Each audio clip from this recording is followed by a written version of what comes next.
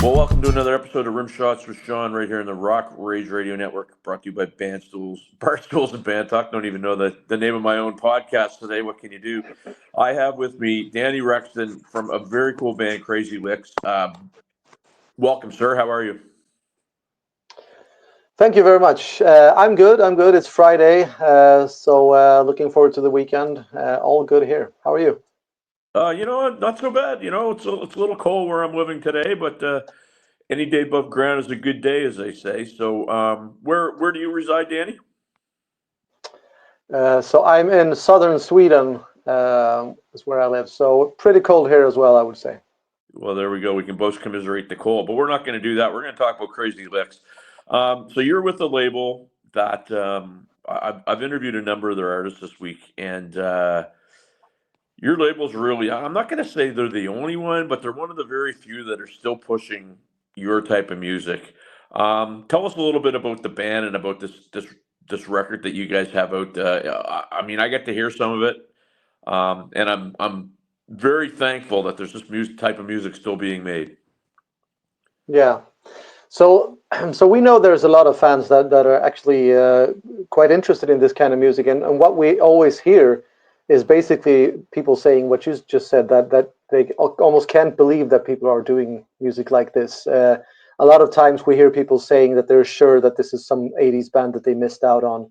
Um, so you mentioned our label, and they're very much into that whole kind of retro revival rock music thing as well, all the way from your classic AOR bands and your hair metal bands um, and stuff like that. So um, there is quite a movement in Europe, I would say, trying to revive what is essentially, I would say, more of an American rock music style uh, that we feel that you guys haven't been doing for a while, to be honest. So we all grew up with that kind of music, always been very influenced by uh, by America and the bands and the kind of music that you had over there. So um, basically, that's what we're trying to do and have been doing for quite a while. And what we see is that there is an audience out there.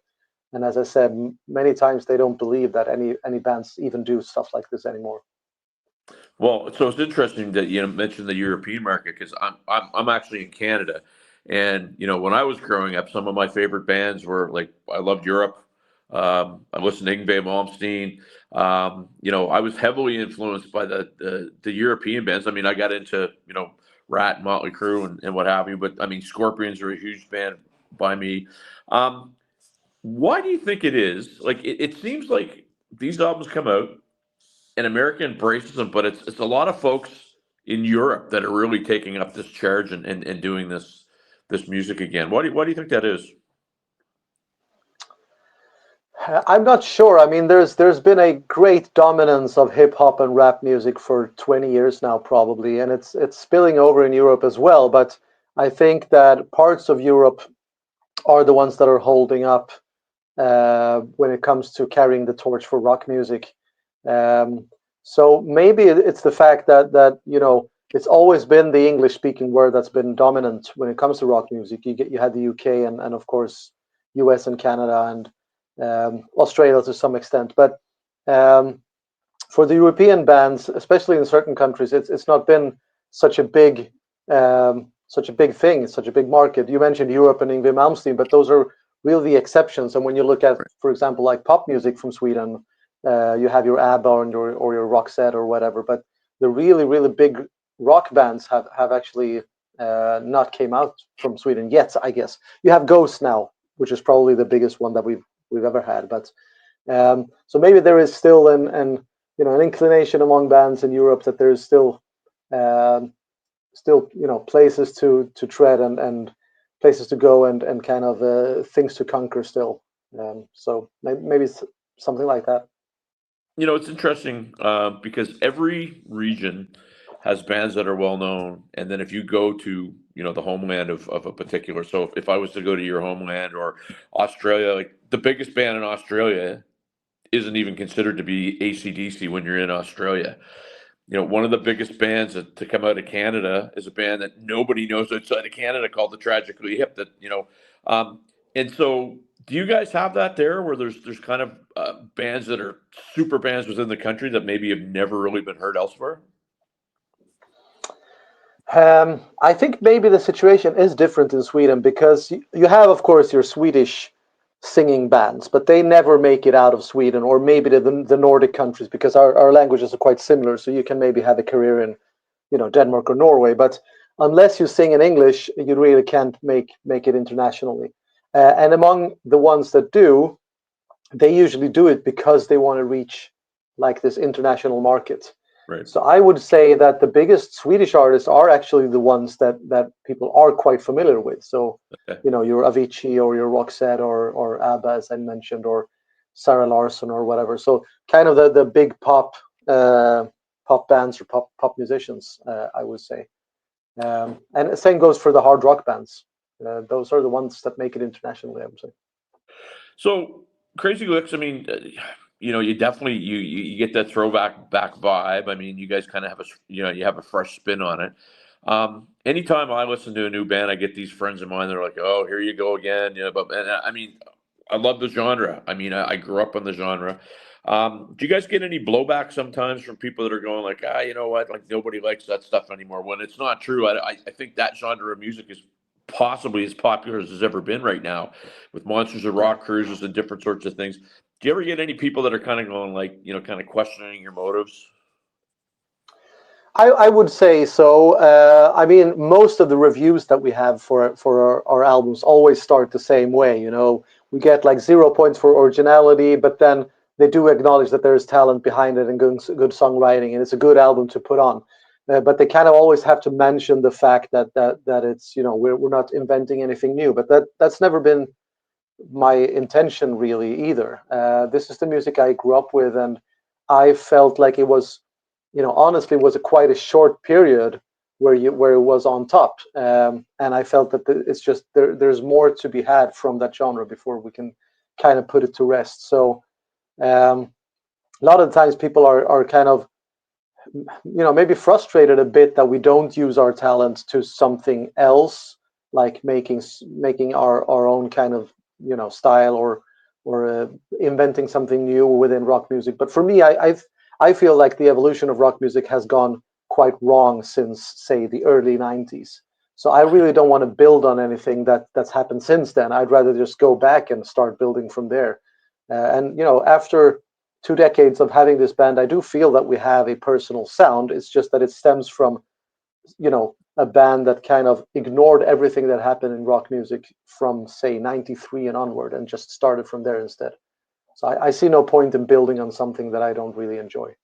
Well, I've just met my brother from another mother right there, because I straight up, music 94 beyond for me was so uninteresting. And I mean, that's not a knock on, I like the Panteras of the world and stuff like that, but grunge did absolutely nothing for me. To me, it was, I got the spirit of the underground nature, but then it's like we hate our lives as we're millionaires and stuff like that. And it just drove me nuts, right? But I thought a Yeah. lot of the interesting music, like, even if you hear stuff now, okay, played with precision and all that stuff, but it just doesn't seem to have the heart that this genre of music did.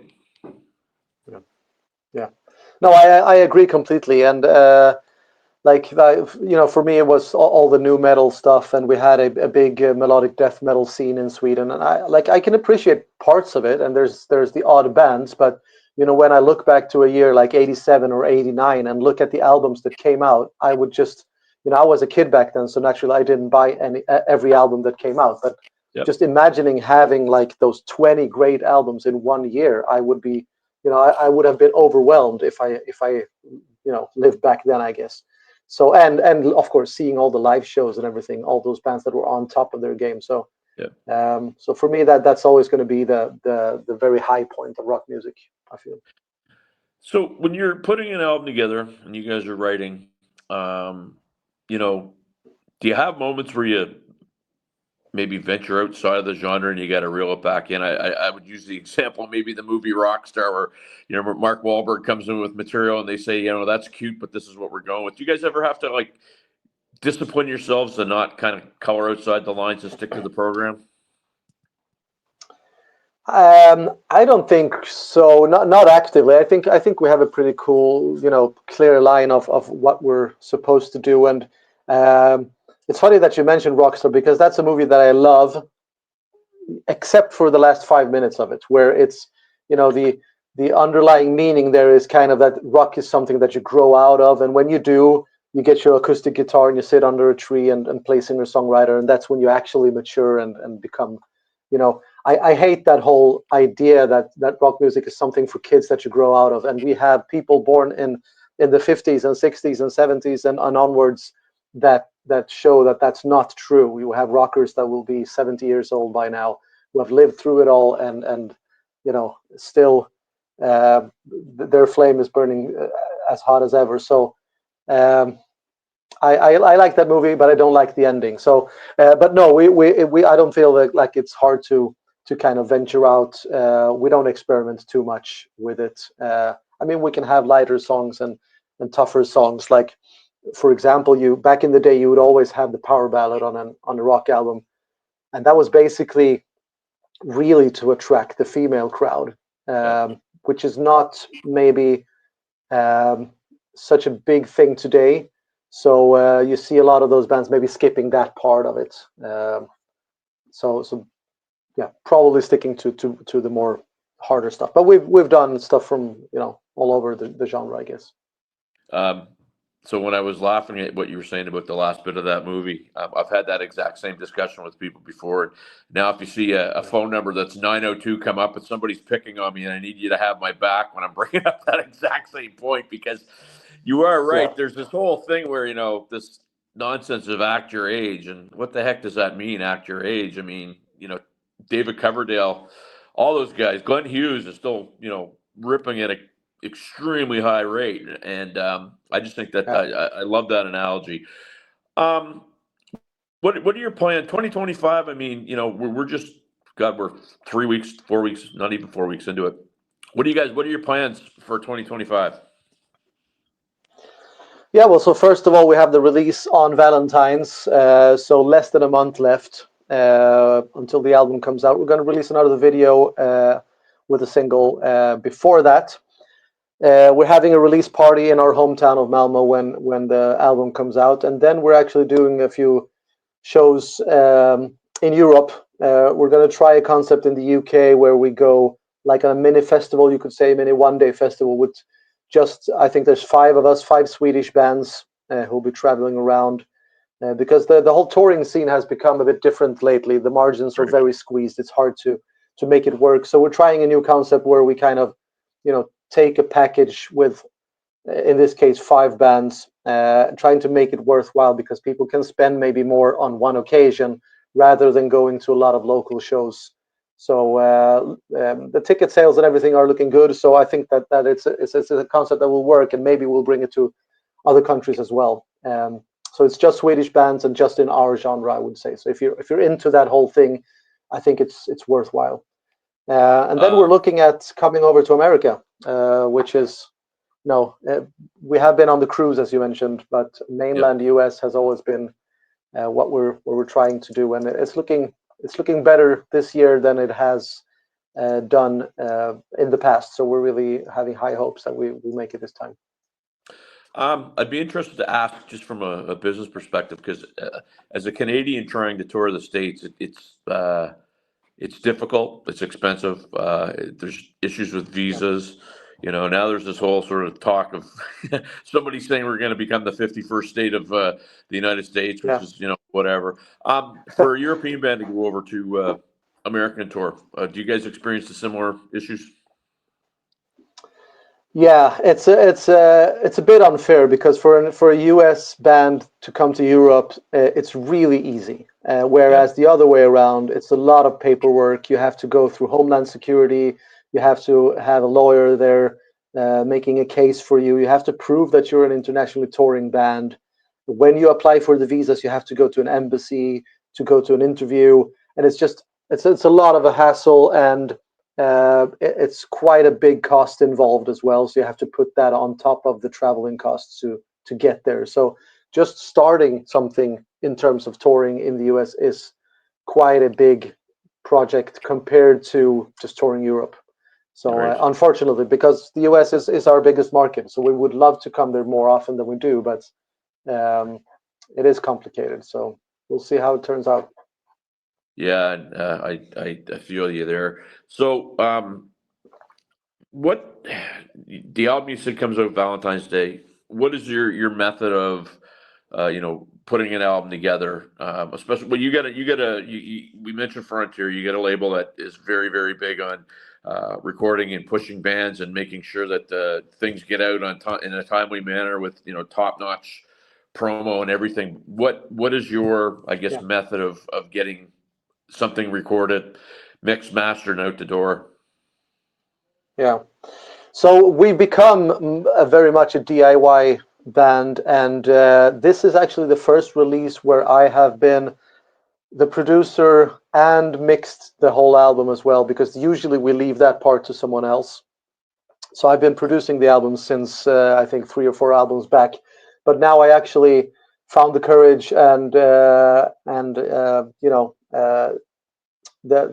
bravery to do it myself, because it's always I've mixed for other artists, but it's something special when you do it for yourself. So Right. you never feel like you're quite finished with a product. You have to leave it for the label, even if it's your baby, and you still want to polish some things. But overall, I'm very happy with the result. I put in a lot of work on this. So. But we're like that all across the board. I would say when it comes to music videos, we build our sets ourselves, trying to keep down the budget. Still trying to make videos, proper music videos like they did back in the day, but they had like $1 million budgets instead. So we'll be doing all the scripting and setting up the lights, building the sets, and arranging everything. So it takes a lot for a band today compared to back in the day when the money was very big in the genre. Right. So you have to be prepared to kind of do a lot of stuff yourself, but it's also very fun and very like you learn a lot from doing everything yourself. So you're not just a vocalist or just an instrumentalist. You actually you learn web design or marketing or printing T-shirts or whatever. You kind of have to dabble in every part of the band nowadays if you want to succeed. Well, and it's interesting that you say that because a lot of the people that I've had the chance to talk to that were part of this genre before, and now they're still doing it or they took a hiatus and they're getting back in it. They don't understand the concept of doing it yourself. They knew the Yeah. whole label does this, publicist does this, and so a lot of them struggle with that. Um, do you have somebody that maybe you turn to outside of the label that helps you? I mean, I found with my podcast because I play music and I rep artists. I need people around me. I'm not Yeah. I'm not very good at managing my time. Do you have somebody like that? So I would say we have a community of other music producers in Sweden, because I've met a lot of people along the way from different bands and different projects. So whenever I'm in doubt about stuff like that, I usually reach out to them when it comes to production stuff or music stuff. Uh, but it's very true, like you say. Sometimes you meet older bands, and they're very much from the old school of things, where they kind of they have their craft, they play their instrument, but they wouldn't know what to do unless they have a manager or a label or an A&R or whatever. Right. Like I'm very thankful for our label because all the work they're doing, but I would say that we would be able to hold up by ourselves, but with the knowledge that we have, which is not the case usually when you look at bands that maybe made it in the 80s and they try to come back now and they really don't know where to start even. So the climate has changed a lot from that time. You have to be prepared to do a lot more yourself. So last question, because I know you're a few hours ahead of me here, so you're probably looking to start enjoying your Friday evening. Where do my viewers and Sure. my listeners get a hold of this album? I've heard some of it. It sounds great. Find out more about you guys. Get your music. Where do they find you? Yeah, so Frontiers, which is our label, they have an official North America web store. So that's where I would look for the physical product. Otherwise, we're very thankful if you just stream it on Spotify or YouTube. So whatever works. And I always say, like, if you were a fan of the band, if you like what we do and want to support us, go get a T-shirt from our official store. the margins on the t-shirts are always way better for a band than actually buying the music. So if you want to do something for the band, head over to crazylixx.com and check out. We got tons of merch there. If we make it over to the US, you'll be glad to have a t-shirt even before the show to show the people.